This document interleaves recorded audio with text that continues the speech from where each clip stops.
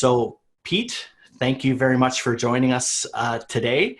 And why don't you Yeah. just give just even a brief intro for yourself? And obviously, I've done one already, but what would you like people to know about your experience? Uh, yeah. So I'm failing at retirement for the second time now.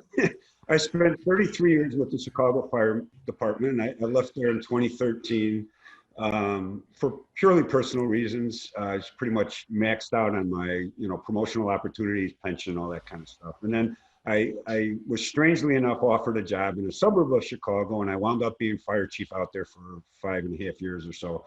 And then last April, I retired from there. So now I'm, failing at retirement by teaching a fair amount. I guess the relevant part of the background is I got involved with Underwriters Laboratories and their Firefighter Safety Research Institute as it was being formed back in 2006, 2007, thereabouts.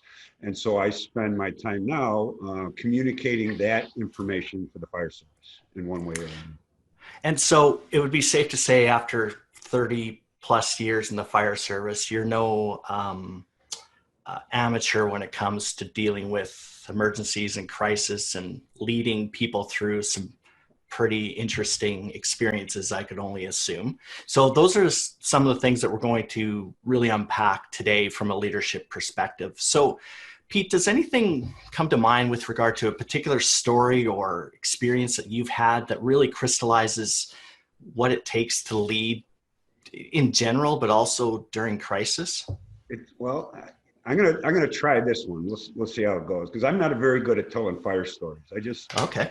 until somebody else starts, I have a hard time coming up with, recalling it myself. But so I have this recollection, and I like to say when I'm presenting in a class, I say, you've heard about the book, Everything I Need to Know I Learned in Kindergarten, right? Well, everything I needed to know about the fire service, I learned from my first officer, Tommy Barrett. And it's true in a lot of ways. I mean, Tommy was just one of those natural leader kind of guys, very quiet, very unassuming, very soft-spoken, but lesson after lesson after lesson after lesson, a lot of which didn't really dawn on me until years later, right? It's kind of like how your dad gets smart after you're 21. Tommy got Tommy got really smart once I became a lieutenant myself, right? Um, but the one that sticks in my mind the most, I couldn't have had more than 8. It was certainly less than a year in the job, somewhere around 8 months. And I was blessed that Tommy never said, do this because I said so. Tommy always wanted to know, why did I do what I did, right? So we have this incident, and Tommy, just a routine. But I could tell this one was a little different. He was kind of on edge, and he said, well, why did you do that? And I said, well, let's call him John. I said, John told me to do it. And he says, well, why would you do what John said? I said, John's got 20 years on the job. And he pulls me aside a little more, because we're still on the scene. And he says, listen, Pete, there are guys with 20 years on the job, and there are guys with 1 year repeated 20 times. And John falls into the second category, right? And huge lesson, right, is that time on the job doesn't equal experience. And experience doesn't equal knowledge and understanding, right? And that those two things, right, are important, right?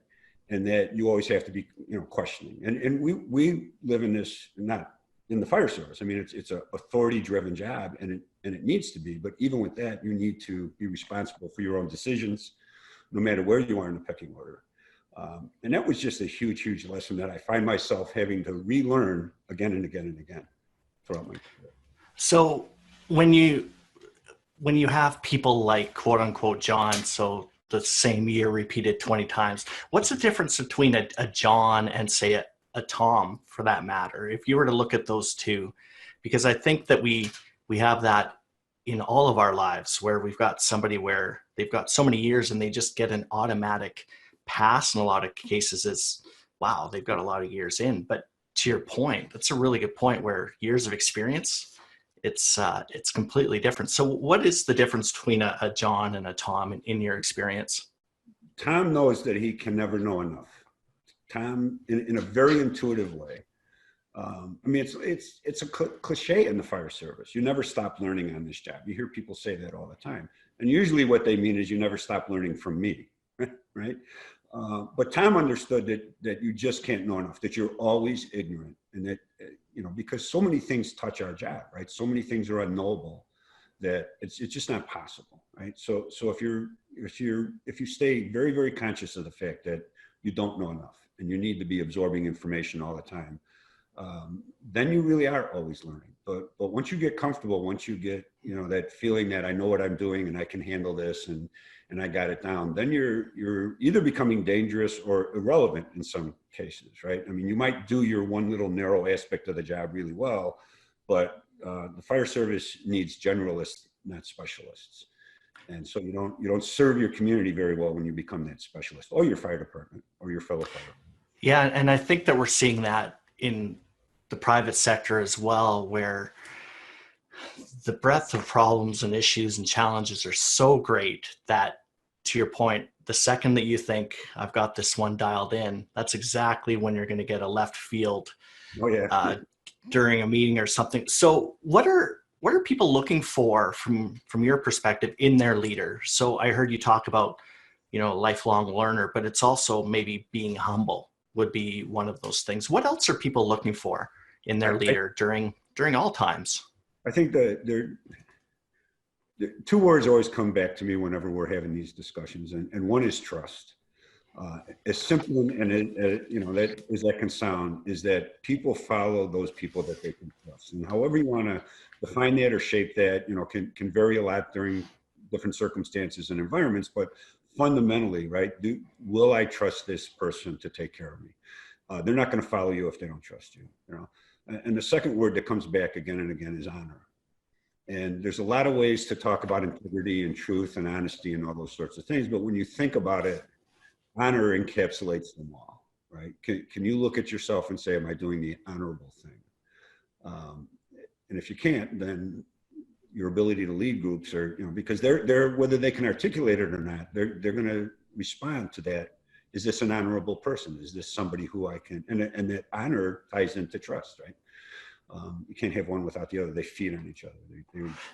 So that's a really good point, because, trust is ultimately where we're trying to get to.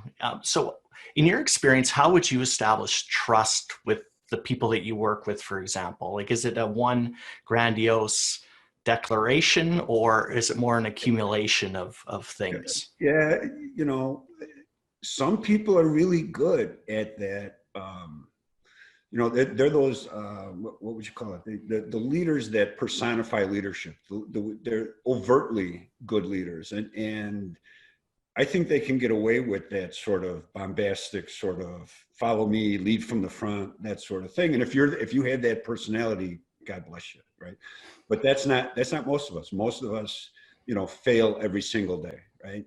And when we're talking to new lieutenants and new officers, and we talk about these leadership things, you got to accept that you're going to fail every single day, and then the key is to come back and try again, right? So that person who is clearly making the effort to take care of their subordinates every single day, and not just going through the motions, but clearly means it. When someone says, and Brunin-Sini, who was just a genius at this kind of stuff, right? So if you were to ask somebody, how you feeling, what do they say? They say, fine.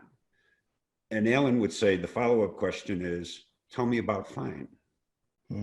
So, and now you've established that you really do care, right? It's not just this normative sort of exchange we go through in social discourse. It's, oh, tell me about fine.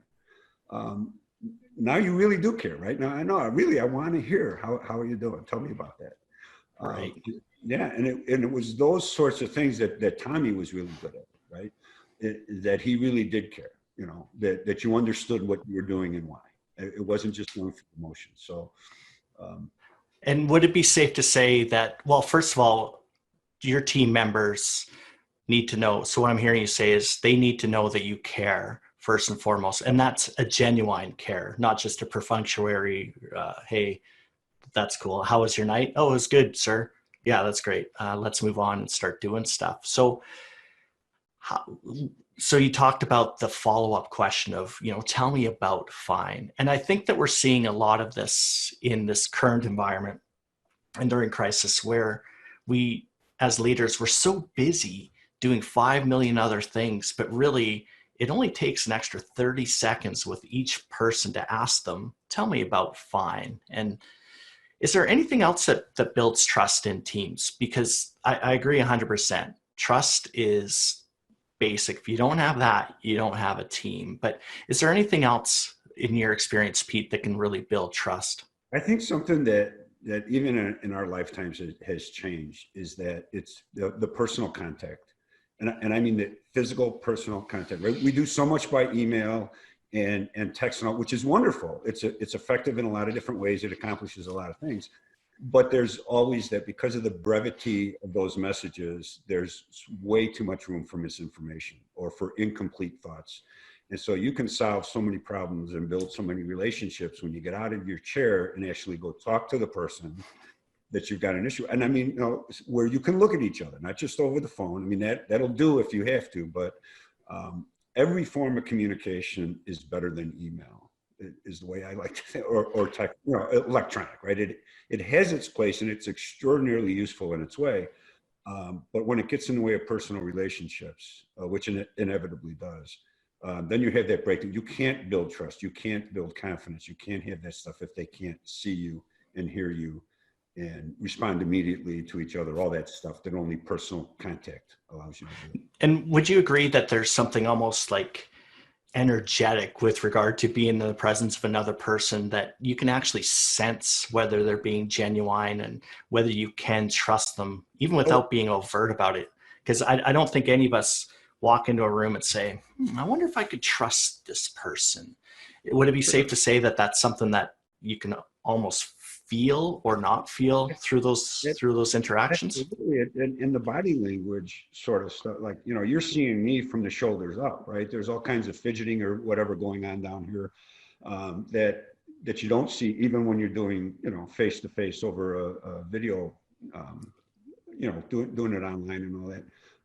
And so the body language is a big part of it, but there's also just those little gestures, the handshake, the touch, all those sorts of things that we use subconsciously to decide, is this a genuine person or not, right? And you lose that when you don't have the personal contact. So you've got to find a way to incorporate that into your interaction with your employees, especially your subordinates. Yeah. And again, that just goes to show that you care and actually be present and care when you're talking to them. And what about, let's flip it now to honor, because that means different things to different people. And it's kind of almost a throwback to the old days where we lived with honor. When you said that, what exactly do you mean? It's not a term you hear used very much, but when you think about it, to me, it encapsulates all those other similar terms, like, you have to be honest, you have to be forthright, right?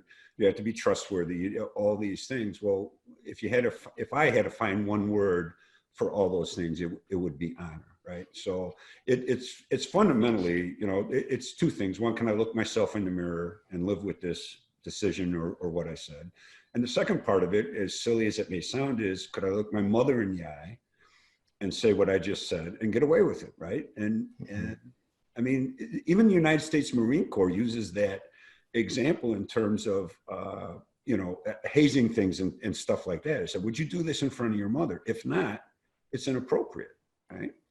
And I find that so true in so many of our professional relationships, right? If my mom was sitting here, would I be treating this person the way I'm treating them right now? Right. And a lot of times the answer is no. Yeah, or I'm not sure, or yeah, but, right? Right. As soon as you say yeah, but, well, you know what? You're wrong, right? You're wrong, because that's what our parents, and we often say our mother, but our parents held us to those kind of standards, right?